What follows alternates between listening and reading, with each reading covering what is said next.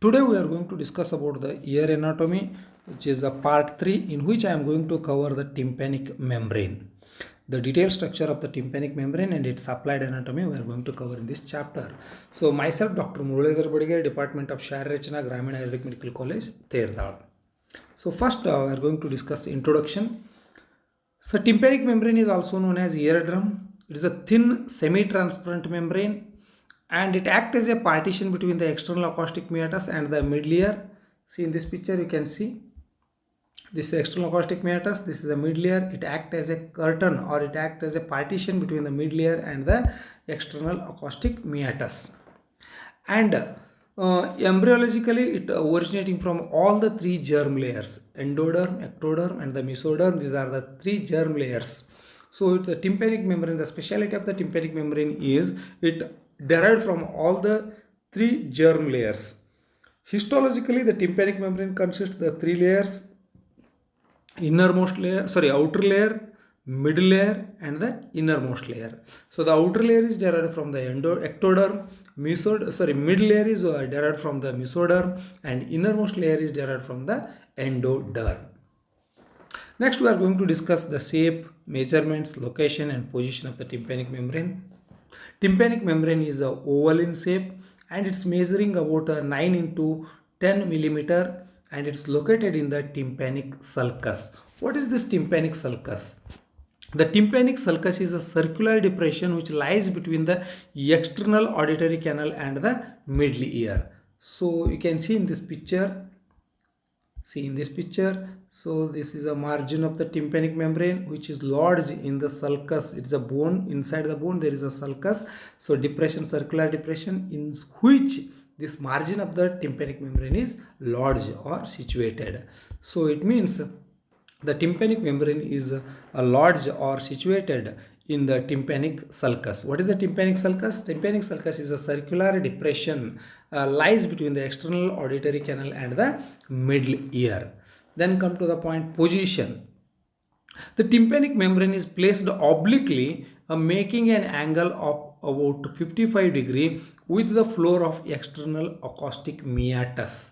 See, this is a line, horizontal line, or you can say it's a external acoustic meatus, and this is the tympanic membrane. Tympanic membrane is not lies vertically. If it lies vertically, then it make the 90 degree, but it's lying obliquely. Because of that reason it make an angle 55 degree. Next we are going to discuss about the parts of the tympanic membrane. Tympanic membrane consists of the two surfaces. One is the lateral surface and the other one is the medial surface or external surface or internal surface. And the margin of the tympanic membrane is made up of a cartilaginous ring. So this cartilaginous ring is called by the name of annulus tympanicus. And it consists the two folds near to the malleus bone. So there is one is the anterior malleolar fold, another one is the posterior malleolar fold. These two are the folds.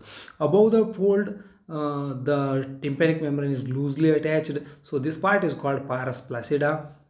Below the malleolar fold, the tympanic membrane is attached very tightly. So this is called by the name of pars tensa. So first we are going to discuss about the surfaces. It consists of the two surfaces. One is the lateral surface. This is the lateral surface. This lateral surface is a concave and facing toward the external acoustic meatus or facing towards or directed towards the laterally. And medial surface is a convex. So medial surface is convex and facing towards the mid layer and closely related to the handle of the malleus. See, this is a posterior surface. It is a convex and related to the mid layer. In the mid layer, three bones are there. One is the malleus, incus and stapes. The first bone is the malleus. The handle of the malleus is closely attached to the tympanic membrane, the posterior surface of the or medial surface of the tympanic membrane. So this is a medial surface is a convex, but there will be a center point in which maximum convexity is presenting. So this maximum convexity part of the tympanic membrane in the medial surface, which gives attachment to the tip of the handle of the malleus. So this where the tip of the handle of the malleus is attached, so that part is called by the name of umbo. Next, we are going to discuss about the annulus tympanicus. What is this annulus tympanicus? The circumference of the tympanic membrane is made up of the fibrocartilaginous ring. Circumference is made up of a fibrocartilaginous ring. This fibrocartilaginous ring is known as annulus tympanicus. But this fibrocartilaginous ring is present, is absent in superior part. So it is absent in the superior part, means it is going to fold here. This is called posterior fold, it is called anterior fold. Because of that reason, superiorly annulus tympanicus is absent. Then due to the absency or due to the folding, it's going to form the two folds around the malleus bone. So they are called by the name of malleolar folds or malleolar folds. So annulus tympanicus lies in the tympanic sulcus, but this tympanic sulcus is deficient above and forms the two folds. One is anteriorly, that's called anterior malleolar fold, another one is posteriorly, that's called by the name of posterior malleolar fold. Due to the presence of this anterior malleolar fold and posterior malleolar fold, the tympanic membrane is divided into two parts, upper part and the lower part. Upper part is loosely attached, that is called pars flaccida, and lower part is tightly attached, that is called pars tensa. So it means tympanic membrane is divided into two parts. One is a pars flaccida, another one is pars tensa. So one by one we are going to discuss. Pars flaccida is the upper small triangular area. Upper small triangular area, it is loosely attached, means it is above the malleolar fold. Above the malleolar fold, anterior and posterior malleolar fold, there is a small upper triangular area which is loosely attached. That part is called by the name of pars flaccida. Structurally, it is crossed by and it has a relation with the nerve that is called chorda tympani, or chorda tympani nerve is crossing the pars flaccida. Next, we are going to discuss pars tensa. What is this pars tensa? So, below the malleolar fold, anterior and posterior malleolar fold, the remaining part of the tympanic membrane is attached very tightly. So, this tight area is called by the name of pars tensa. So, this pars tensa is crossed by the handle of the malleus bone. And here, you can appreciate the tightness. You can see here tightness. So tympanic membrane, upper part, small triangular part is pars flaccida, and large area is called pars tensa. Next, we are going to discuss about the histological or structure of tympanic membrane. Histologically, the tympanic membrane consists of the three layers: outer layer, middle layer, and the inner layer. Outer layer is also known as outer cuticular layer, and middle layer is also known as middle fibrous layer, and inner layer is also known as inner mucosal layer. The outer cuticular layer means which is made up of squamous epithelial cells or stratified squamous epithelial cells, and which is continuous with the skin of the external auditory canal. Middle layer is made up of the fibrous layer or fibrous tissue. These fibers are radial fibers and the circular fibers.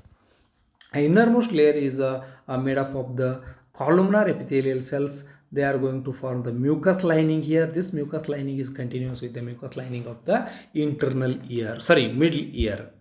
And next we are going to discuss about the blood supply to the tympanic membrane. The tympanic membrane is supplied by deep auricular artery. So deep auricular artery is the branch from the maxillary artery. This maxillary artery is the branch from the external carotid artery. And anterior tympanic artery, which is a branch from the maxillary artery, and posterior tympanic branch, which is a branch from the posterior auricular artery. So it means deep auricular artery, anterior tympanic artery, and posterior tympanic artery all are supplying to the tympanic membrane. And venous drainage, all the venous system of this one is following the arteries and finally drains to the external jugular vein, which is present in the neck region very superficially, and another one is transverse sinus, which is present in the intracranial part. Try to understand the venous drainage is passing to the external jugular vein or transverse sinuses, and ultimately they are draining to the internal jugular, and from the internal jugular it is a superior vena cava. And lymphatics, the tympanic membrane lymphatic drainage is, one is a pre-auricular lymph nodes and another one is a retropharyngeal lymph nodes. If there is any inflammatory changes in the tympanic membrane, then there will be a chance of enlargement of the lymph nodes in the pharyngeal region.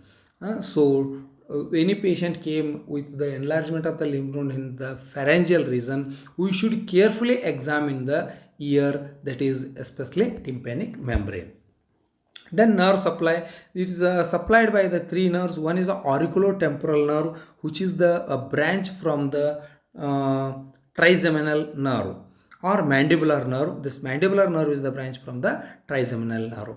And auricular branch of the vagus nerve, it means vagus nerve has a superficial branch or cutaneous branch that's called nerve of Alderman, which is supplying to the tympanic membrane, and the tympanic branch of the glossopharyngeal nerve. So these are the three nerves supplying to the tympanic membrane. Come to the point, applied anatomy. A perforation of the tympanic membrane. If there is a formation of the small hole in the tympanic membrane, see here tympanic membrane is perforated. So in this condition, if the perforation is happened, then person is hearing the sound like a gwee, like a sound, or tinnitus. Patient is going to hear the sound. So this perforation of the tympanic membrane can occur by two ways. One is the external injury or otitis media. What is the otitis media? The inflammatory changes in the mid layer leads to the collection of the pus. That collected pus is draining through the or making the hole in the tympanic membrane and coming outside. So it means the perforation of the tympanic membrane can occur by two methods. One is the due to the complication of the otitis media, and other one is the injury leads to the perforation in the tympanic membrane. Second one is otitis media. What is the otitis media? Otitis media means inflammatory changes in the mid layer is called otitis media. So otitis media may leads to the collection of the pus.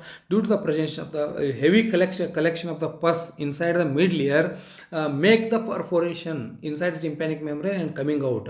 Sometimes it is not making the perforation. In that condition, surgeons are doing the incision on the tympanic membrane to drain the pus or fluid collected in the mid layer. So that is called by the name of myringectomy. Myringectomy means the surgical cutting the tympanic membrane is called myringectomy. So myringectomy is done posterior inferior part of the tympanic membrane. See here the tympanic membrane is divided into quadrants. So this is the anterior superior quadrant, it is anterior inferior quadrant, it is posterior superior quadrant, and posterior inferior quadrant. So myringectomy is going to do in this posterior inferior quadrant. So that is clinically very important. And another one is if you put the torch inside the ear, so the cone shape beam, a light of beam is found at the 5 o'clock position in the anterior inferior quadrant. See, this is the anterior inferior quadrant. Here the beam of the light is going to appear. So this is called cone of light. So these are the clinical anatomy related to the tympanic membrane. So thank you.